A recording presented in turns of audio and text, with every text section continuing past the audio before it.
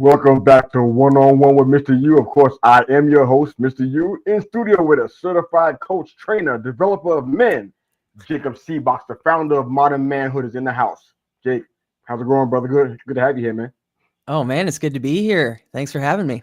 All right, pleasure's mine, man. We had so many awesome conversations offline, man, and you are definitely one of our regular panelists on our Men's Roundtable Series podcast. So excited to get you in here to talk about your story and your life, and this is going to be real fun, man. So I'm excited about this. Customarily, we ask all of our guests to come in and talk about their childhood and their upbringing, what got you from there to here. Share that with us, man. Go ahead. Oh, absolutely, man. What are the important parts? That's what we want to know, right? It's I grew up in a small town. It was called Decatur, Illinois, and right smack dab in the middle of Illinois, we cornfields everywhere. And if it wasn't Ooh. cornfields, it was soybeans. But we were a town that was built on, agribusiness industry. Caterpillar plant was there, so all these guys kind of going to work, getting the best job that they can. And my dad was one of those guys. So I kind of followed that example growing up, kind of had this image in my mind. Oh, you're just going to grow up and do exactly what your dad did. I watched my cousins do all the same stuff. And, by the time I was 20, though, that just didn't really feel quite right. So when I was 21, I moved to Kenya, and I spent Oh, wow. 6 months traveling around Kenya and Ethiopia, and I learned so much about different ways of being. Kenya has 42 internal tribes, and every last one of them has a different language. That just absolutely fascinated me.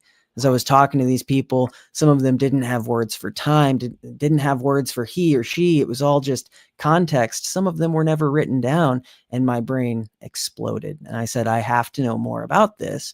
What does language do to the way that we perceive reality, the way we live our lives, who we think we are? So I came back to the States, and I pursued a degree in linguistics and anthropology, and studied different cultures, different languages, different ways of being, and different stories. And that was really foundational for me. So another thing is that as I was growing up, my dad, he was kind of absent from our lives. I watched him from afar, but he was pretty absent, and that meant I had to kind of pick it up. I had to step into this role of leadership from a young age, and I kind of resented it, if I'm honest with you. It wasn't something I asked for, to lead my sister, who was 5 years younger than me, or, be almost like a partner to my mother. But it was foundational as well, because as I moved through my life, and, that was the model of love that I experienced. I experienced that love was sometimes painful. Love was self-sacrificial. Love was leading those around you. And it was usually painful for me. So when I was about 19 years old, I met a person that, we started dating, and that person felt like the love that I had been used to. And we kept going at that relationship for about 11 and a half years. And through that time, we had a beautiful son. And that was a beautiful experience to become a father. But, at some point we decided this isn't quite right for us. And we had a mutual sort of separation, where we gave the other person the opportunity to go and be free to pursue who they are and what they really wanted. Yeah. It was sort of an act of love. But that's where we come to about 3 years ago now. I went on a quest, and that's what I call it. It was a quest to find my authentic self, find the person inside here that was hidden beneath the layers of duty and responsibility, obligation, that love that I had modeled that felt so strange to me, and sort of contrary to what love should be. And that process led me to the leader that's inside of me. It led me to my wholeness, to a passion and a purpose and a mission, to the man that I really could be. And that's where we are today. I started Modern Manhood about a year ago, and I look to help men find that leader within themselves, to live lives of purpose and passion and power. and to show up fully in their relationships with their children, if they're fathers, in their communities and at work. Oh no, I love that, man. It's an incredible story. I want to come back to modern man and flesh it out a little bit more because we talk about that kind of stuff quite often. The two of us, and even myself and other men, and yourself and other men too. So we're going to definitely spend a good bit of the time going there.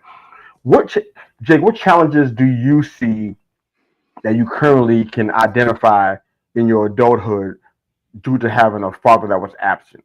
Do you see challenges now? Do you see some things that are like still mountain to overcome? I know men don't like to talk about that kind of stuff, but guess what we do? That's what we do. We go there because we know there's healing in finding those answers. So how would you respond to that question? That's exactly it, man. That is what we do. And that's actually where modern manhood got its name.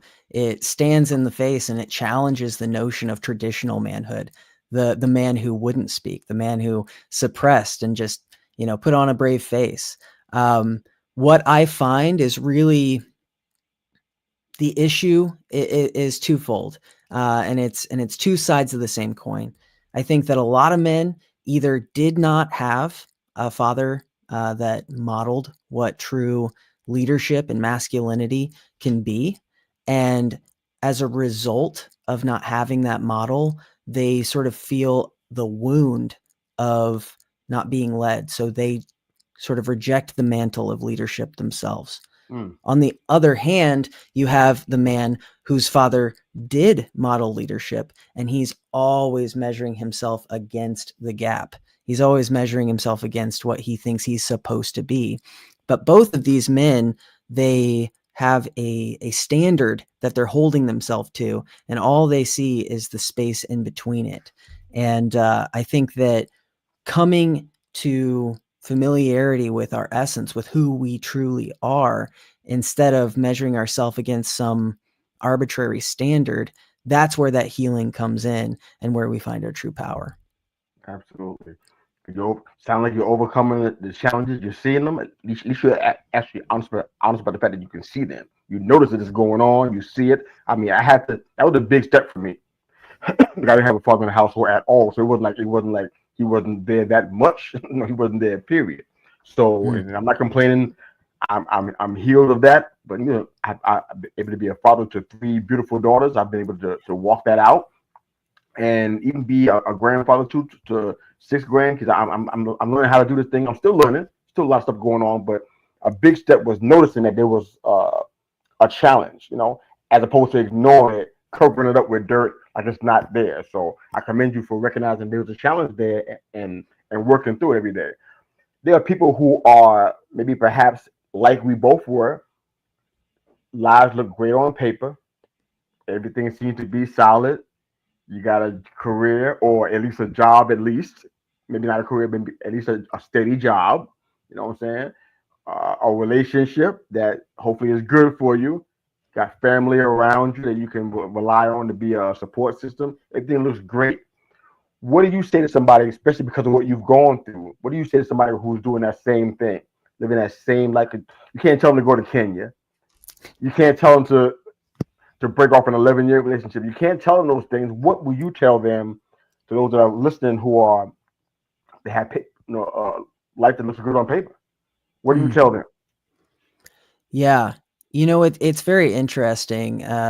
When you mentioned a couple of things there, and they reminded me of the two tools that I rely on the most and relied on the most during that transformational period in my life. One was I'm just a nerd. Okay. I love to learn. So I know that about you.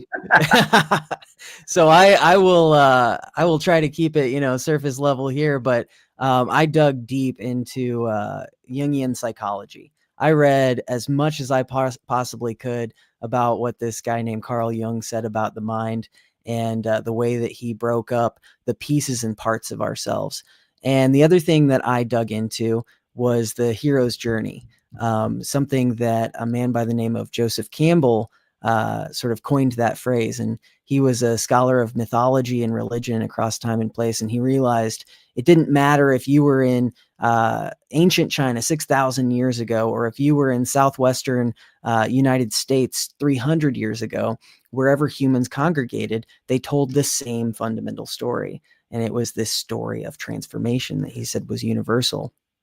So the thing that I really like to do with men who are feeling any sort of discomfort or dis-ease in their experience of life, or maybe they just say, wow, I'm not showing up the way that I really want to, is I say, all right, well, let's figure out where you are in your story. Okay. And you are living your own great adventure right this second. And maybe it feels like, you haven't, maybe it feels like you made a series of mistakes or wrong turns, but that was actually plot development. And what we're going to do as a man is we're going to say, where was that pain? Where was I not afforded all of the things that I needed? And how do I take that and alchemize it into good? How do I take it and alchemize that what was once darkness for me and turn it into a light for those in my life, those that I'm leading? So what's beautiful about this is wherever that discomfort is actually an invitation. Joseph Campbell would have called it the call to adventure. And what it you like that? Yeah, it's cool. And you can see it everywhere. If I told you about, Star Wars, right? Let's just take that for instance. Luke Skywalker is this farm boy. He's growing up on Tatooine and nothing's really going on. He's farming for moisture and they get a couple of droids and they just kind of fall into their lap. But then something happens, right? He sees this message from a world far beyond, a galaxy far, far away. And it's this princess who's saying, I need help. You're my only hope. And he goes through this process and he's like, whoa, I was just farming over here. What am I supposed to do now? But he gets called far away and he meets this mentor, Obi-Wan Kenobi, who takes him and they meet new friends and they meet new enemies and they face challenges. And now he's got Han Solo and Chewie with him and they ultimately get to this great ordeal, right? And he has to destroy the Death Star using skills that he never knew he had, until that journey transformed him. And then he goes through that process of returning as something new, right? He's a Jedi Knight now. And that story, that basic story arc is the hero's journey. So what I love to do is to wake men up on the page of their lives that's unfolding and help them to realize that they're both the hero and the author of their own story. And it starts with that invitation. Let's find where that discomfort is. Let's find where that friction is in your life and dig into it, because it's going to take you on an adventure that you never knew you were a part of. This is the kind of stuff that gets me pumped up, but then it makes me kind of like get kind of sad inside, because this is where men get such a bad rap. See, I know people think that we're all into the lightsabers and seeing the Millennium Falcon shoot planes, shoot ships down. It's like it's so much more than that. Yeah. One of the reasons why I tout this particular book all the time on most of the shows that I go on, or all the podcast episodes I've done, I've talked about it I don't know how many times, countless. Wild at Heart by John Eldridge. Yep. I put that book at the number one spot with a bullet, and it's been there for years as the number one book for me that helps explain what a man is, what a man needs, how we understand things, how we need to connect. It covers so much area and it's so transparent. Star Wars and movies like that, it's not about the fights. It's not about the fight scenes. It's not about the light show. It's not about even good versus bad and the classic battle. It's none of that stuff. It's the other part about finding yourself in unexpected places and doing things that you never thought you'd be doing, awakening that sense of adventure inside of you. That's what that's about. People, I get sad when somebody says, "I don't watch Star Wars. I don't get into the Empire Strikes Back." You don't know what you're missing. There's something inside here. It's like it's so powerful to me. Just one example of so many movies and cinematic opportunities like that. We can learn about what it is to be a man of adventure. Somebody to embrace the adventure in life and not be afraid to skin your knee and fall down. No, it's okay to fall, get back up again, and enjoy this journey, because after this, You know what I mean? So I'm getting lost here. Sorry about that. Went off on a That's all tangent. right. But tell me when you saw the shift in your approach to fatherhood, because you have some Mm. situation going on with a dissolved marriage and things are going on. I'm sure there was a whole bunch of self-reflection going on in the middle of all that stuff. Where do you think the shift was to that brought you to the place where you're the father that you are and now, being as attentive as you are, as compassionate as you are, as thoughtful as you are? When Mm. did that happen? It was in a very specific moment. That is a fantastic question because there is a moment in my life that I can look to and I can say that's when it happened. And it happened when my wife and I were separating. And I mentioned to you that I had an absent father. I really took on the role of fatherhood for my little sister at a very young age. I met a younger woman that we ended up marrying. She was looking for something like a father figure. And that sort of came to me, and I didn't really feel like I chose it. When I was 26, we ended up getting pregnant. We didn't anticipate that at that time. And that felt like it just happened to me. So, in every situation where fatherhood was placed in my life, I didn't feel like I chose it for myself. And there was some resentment inside of me toward that role of fatherhood, especially since I felt like I was making it up on my own. So there Mm, was this moment when my wife and I were separating, and she knew this about me. I was open about the ways that I didn't feel qualified. And she asked me this question: do you want joint custody? Do you want it to be 50-50?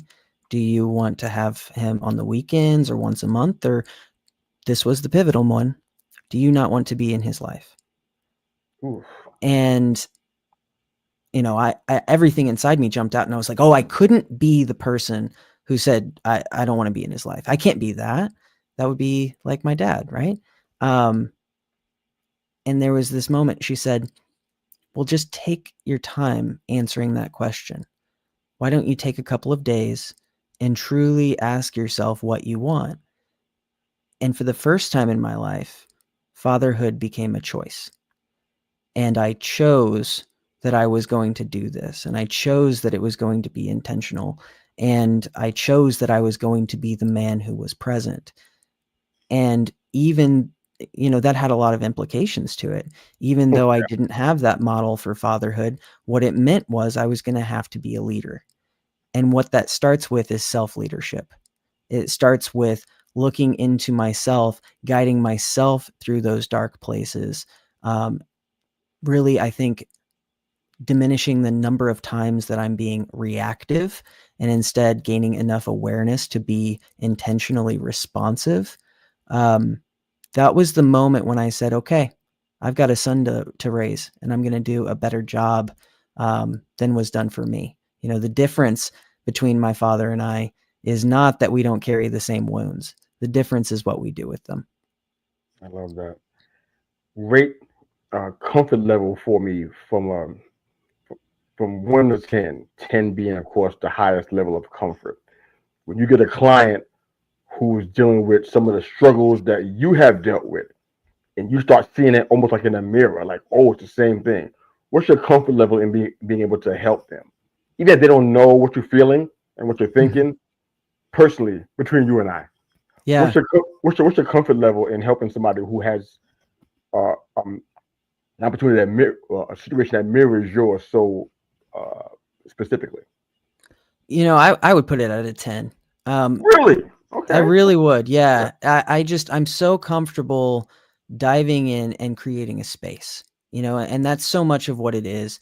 We as men, like I said, we're always holding ourselves to this standard, whether it's implicit or explicit, right? We've got some idea that we're measuring ourselves against, and the amount of difficulty that we're experiencing is really um, in equal portion to the level that we're trying to stay blind to who we truly are.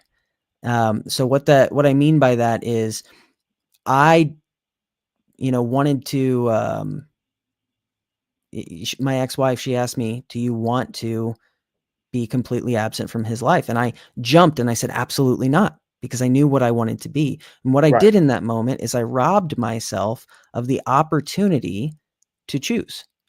Mm. So I had actually unintentionally kept myself blind to who I truly was, what my true desires were, because I was just aspiring to try to meet that standard without even thinking. So Yeah. much of what we actually do in this men's work is to give the space for that man to be honest with himself about what he truly wants. Those feelings that he thinks are unacceptable, those emotions that he has been unwilling to give voice to.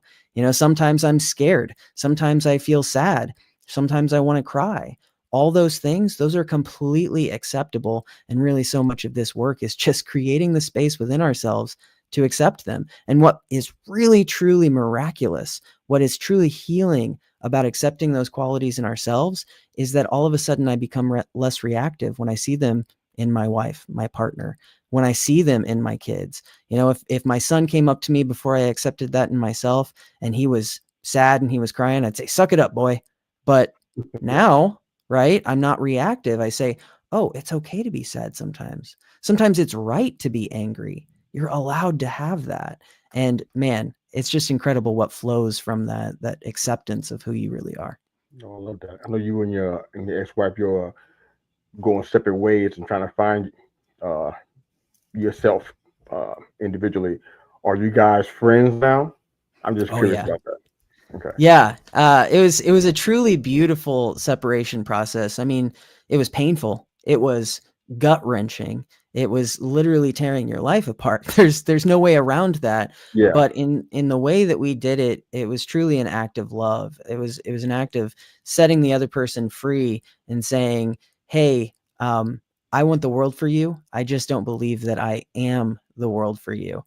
And what's truly beautiful is after that experience, she went off and she found this person that when I watch them together, he makes her smile in a way that I always wanted her to smile. I just wasn't the person who could make it happen. And I Wow. found a person who, I'm equally just completely at home with. And I seen the it's a pictures, man. beautiful thing. That's not fake. I Yeah, seen some no. pictures. That's it's real. Yeah. Yeah. And really I'll just tie that back in. It all comes from this this authenticity, right? It comes from this genuine expression of who you are. In that previous marriage, I felt like I had to pretend to be someone else. I remember trying to, hide certain parts of myself so that it didn't trigger her. I remember, trying to be things that I could not be in order to meet her needs and to be accepted in that relationship. And it Yeah. was exhausting. Oh So yeah. much of depression and anxiety and burnout that we experience as men is really just from the energy that we exert trying to perform a role that is so different than who we naturally are. And so if I could, you know, give one piece of advice to these men who are, experiencing that invitation, that call to adventure, it's to say that pain that you feel, that frustration or that depression or burnout or whatever it is, that is the war cry of your most authentic self, who you are at your core. And it's rebelling against a life that won't actually allow it to be free, that's requiring so much effort of it to be something that it's not. And the way that you fix that, the way that you be the man you want to be, is to align your life with who you truly are. And that starts with finding that person. I love that, man. But we're getting close to getting up against us, so we're gonna move a little bit quicker. And Let's do it. I got a few more questions. I would love to hear your response to. Biggest issue you personally think men are still not overcoming or addressing? I think it's a fun one. It's emotions. Um, we all Emotion. know Okay. we all know we've got emotions. We all know we're supposed to feel them. That's the healthy thing. But for a man that doesn't have language for those emotions, it's really hard to identify them. Um, and I find that there's this phrase, name it to tame it. You're always going to be controlled Heard by that. the thing that you choose to remain blind to. And not having language to decipher what you're actually experiencing is going to mean that maybe you're quite a bit more reactive than you want to be. So Quick plug, there's this app called How We Feel, completely free. It is such an incredible resource if you're looking to be able to name your emotions better and get in touch with those. How We Feel. Okay. How We Yeah. Feel. It is so That's, cool. I use it every day. I wish I put it in the show notes. That's pretty awesome. Okay, cool. Like that. All right. So next question. What sacrifices have you personally made for the sake of connection? Now I'm asking you to think about that a little bit because we talk about connection a lot. You and I, and in the spaces that we run in together, and we don't think about the fact. You know what? We got to put something on that altar and Mm. sacrifice it to have the level of connection that we say we want. Can you identify sacrifices you've actually made, or are you kind of just getting to that place? It's an interesting question. When you say connection, you mean like with the people in my life, like my loved ones, and Oh, that's the low hanging fruit. I'm talking about beyond that. You know, mm, it could be with me, it could be with other men, it could be with the groups and spaces oh, that we're in, the men that's okay, in your community that you just haven't gotten there yet, but you aspire to. That kind of deal. yeah, okay, absolutely. The answer to that question is I've had to sacrifice my own ego, my own pride. Um, there's this piece of me that always, and a lot of men, honestly, most of us, who we want to always appear strong. We want to appear to be the smartest person in the room.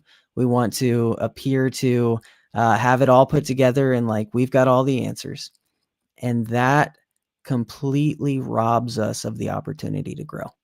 That answer, that identity of being that strong stoic man that you have in your mind, it is a closed room. But the second that you ask that question, what could I do to be stronger? What could I do to be smarter? What could I do? When you ask that to another man and they have options for you that you never would have thought of, well, that is an open door. It's an invitation to infinitely more. And it's an invitation to connect, because the other thing that you have to realize is the second that you stop performing is the second that you realize the thing you've been hiding is something we're all experiencing. We all feel sad. We all feel scared. And all of a sudden, you're not alone anymore. Oh, that's good stuff, brother. I like that. All right, so I can tell that you're clearly a dedicated family man. It isn't any question in my mind about that. So this question can't be your family because we know that's how you feel already. But outside of that, what matters to Jacob most right now? What matters to me is helping. I look at myself a few years back and I see that I am not in any way the same human being that I was. But there's so much of that process that I cannot take credit for. I can take credit for the times that I took action on what I was aware of, but I cannot take credit for a light shining on something that was once darkness. That was just certain people and places in my life that helped me to see what was really going on so that I could take action. So what I want to do is I want to shine a light for those who currently feel like they're in darkness.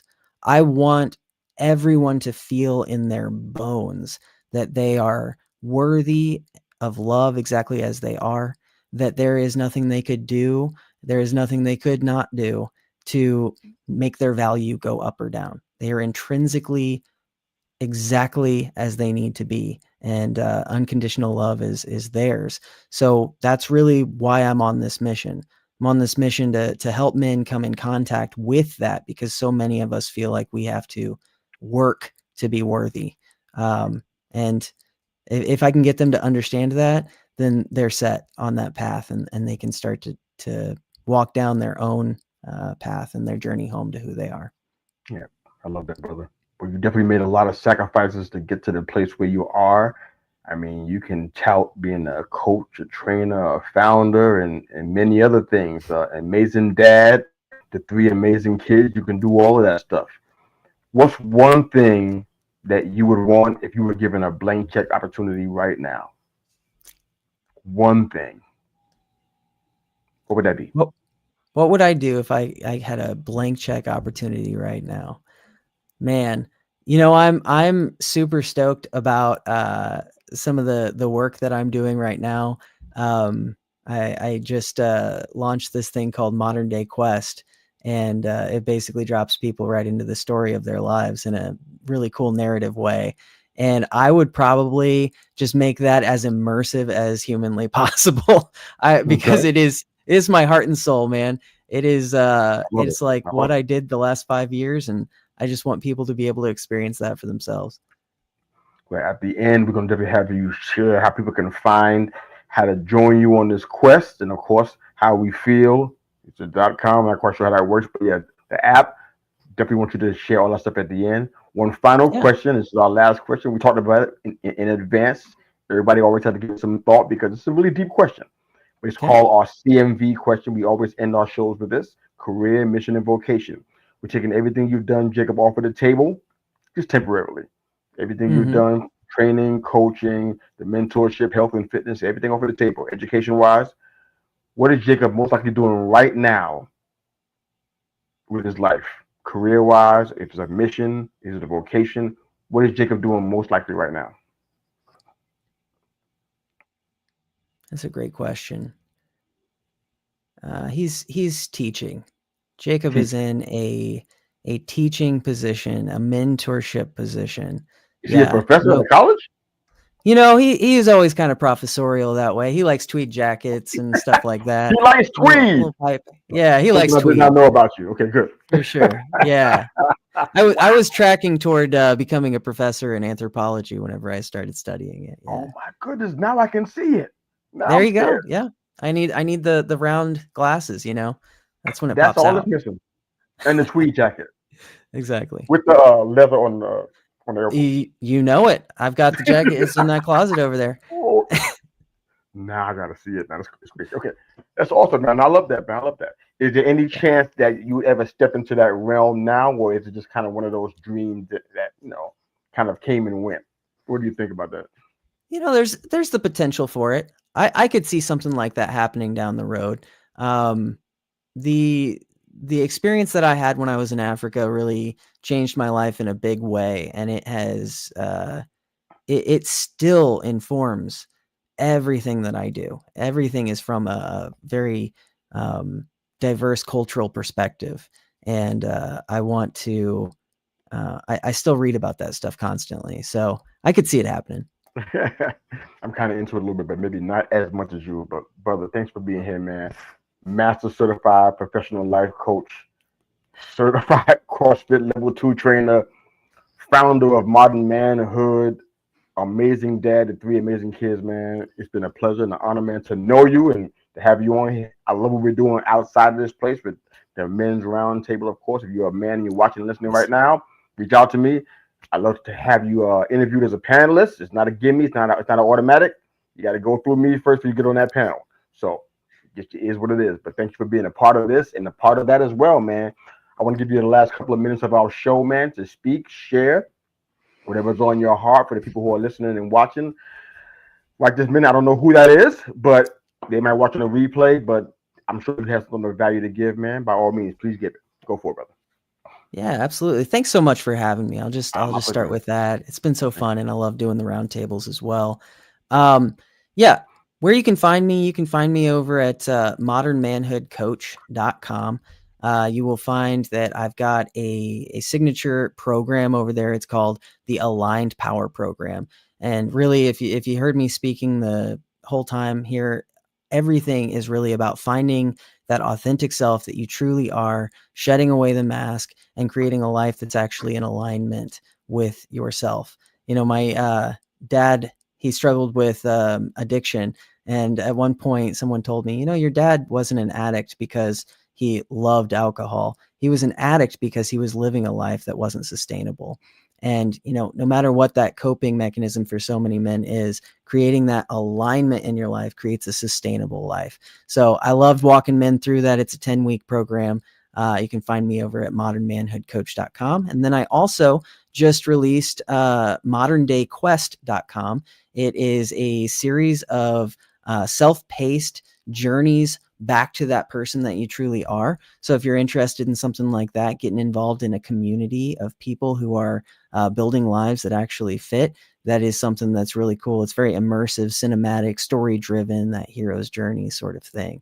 So you can check me out there. But if I could just offer any encouragement to anyone who's feeling lost or confused or stuck in their lives, it's this: you are part of a much bigger story than you can see when you look out your eyes right now. And when you look back at your life and you see all that pain, all that confusion, all those missteps, just don't think that that means anything about who you are. It was plot development, and it was the perfect setup for your comeback story. So let's get after it. I love it, brother. Thank you so much for being here, man. That was fantastic. If you're watching and listening, of course, you can find this episode on our YouTube channel, youtube.com at They Call Me Mr. U. Of course, all over all the listening platforms as we speak. You can find our show however you get your podcast. Thanks again for watching and listening. Drop anything in the comments. If you have questions for Jacob or myself, we'll answer those as promptly as we can. As always, thanks for following us and following One-on-One with Mr. U and our brand of shows and Modern Manhood, moderndayquest.com and modernmanhoodcoach.com. Thanks for watching and listening. Jacob and Mr. U, we are out. Have a fantastic